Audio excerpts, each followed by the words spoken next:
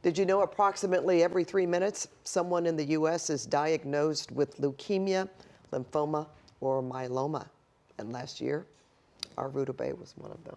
I was, and some of these blood cancers are curable, others aren't, but research into new treatments and the mission to find cures is ongoing, and I have been fortunate to be a part of that effort, and tonight I'm sharing my journey in hopes that it will help others going through the same thing.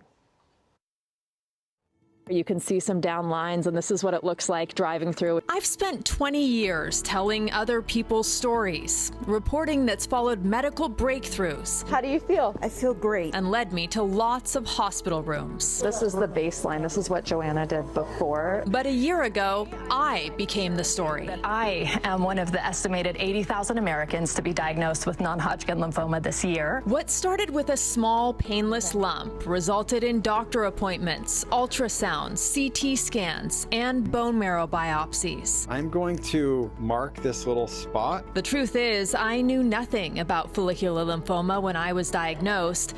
All I knew was that I had cancer and that it wasn't curable. Can't speak from personal experience, but I have to imagine it feels really lonely. Even if people around you, your family or your friends, are being maximally supportive, there's something about having cancer and understanding what that's like that you can benefit from talking with somebody who has had a similar experience to you. After my own journey became public, another news anchor, and now a dear friend, reached out to me, providing guidance that only someone who has been through it can, which led me here to City of Hope and Dr. Alex Herrera. It's a big burden to bear to have any cancer, but to have a cancer that is going to be kind of a lifelong thing and then expect somebody to go back and just live their life. It's asking a lot. We made a plan to begin radiation therapy. So I just talked to Dr. Herrera and I got bad news. Only to discover days before that the cancer had spread and was now stage 3. Radiation was no longer in the cards as an effective treatment course. But there was another option. Immunotherapy has shown promising results, curing cancers once thought incurable. And that's really, it's wild. I mean, there are patients who come to my office now with some of these newer therapies, we can cure them.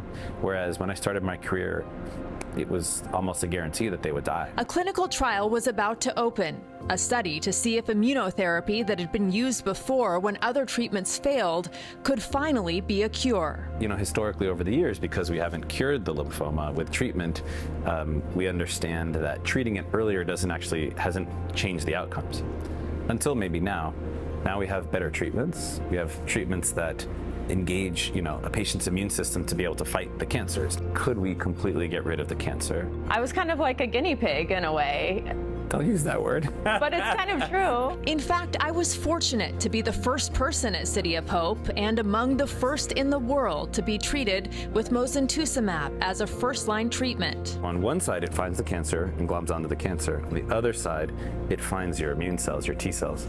Brings the T cells directly to the cancer to fight the lymphoma. So we've seen patients with very resistant lymphomas respond really well to these medications. It's kind of the next big thing. But hopefully what we're really ideally looking for is that we can completely eradicate patients' cancers and someday say that we're curing patients with follicular lymphoma. I waited several months for the trial to open and to make sure I met the qualifications. The first treatment resulted in an unexpected hospitalization when my immune system overreacted. After that, I went back weekly for infusions, then every 3 weeks, 10 rounds in all, working as much as I could in the mornings and then spending the evenings at the hospital for about 6 months. I learned firsthand that having a plan brings hope, even and maybe especially if it's one that's never been done before. In terms of people who have the option maybe to do a clinical trial, like maybe they've just been diagnosed or something and they're like, I don't want to be the experiment. I don't know if this works. Why is it so important for people to volunteer to do these trials and do this research? Without clinical trials, we don't have standard therapies actually, right? So clinical trials are exactly what defines how we treat cancers and how we're always improving on what we have as a standard. There are no guarantees, just hope that this new treatment will give the more than 80,000 Americans who are diagnosed with non-Hodgkin lymphoma every year a new chance at life. I personally am just thankful that I have access to groundbreaking science, experts, and treatment, and an incredible support system. And I'm alive, wiser, stronger, and more grateful than ever. It's the milestones that matter.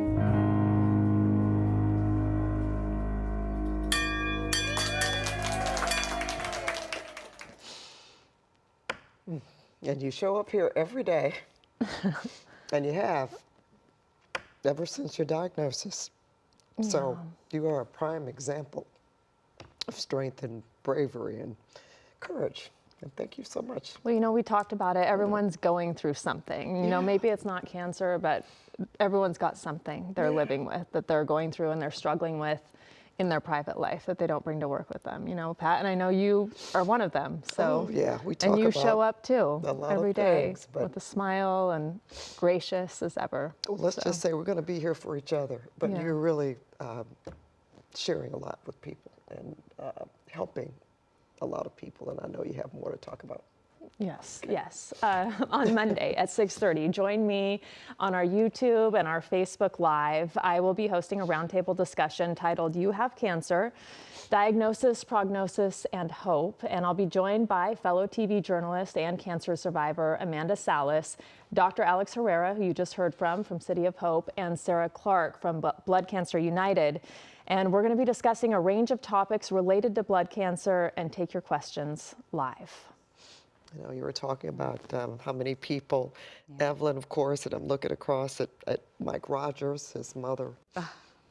We all, Mike's mother, my yeah. mother, in the last year, Yeah. Rudabeh. So, and the fact that you show up every day with just the biggest smile and the best energy, and You never know. and just, you know, you would never ever just, and it makes you realize how real it is, you know, because what you see on the outside, you don't know what's going on with anybody on the inside. So we commend you and we love you and we just respect that. Thank you. You're sharing your story with everybody. Thank you. And I'm so blessed to work with all of you.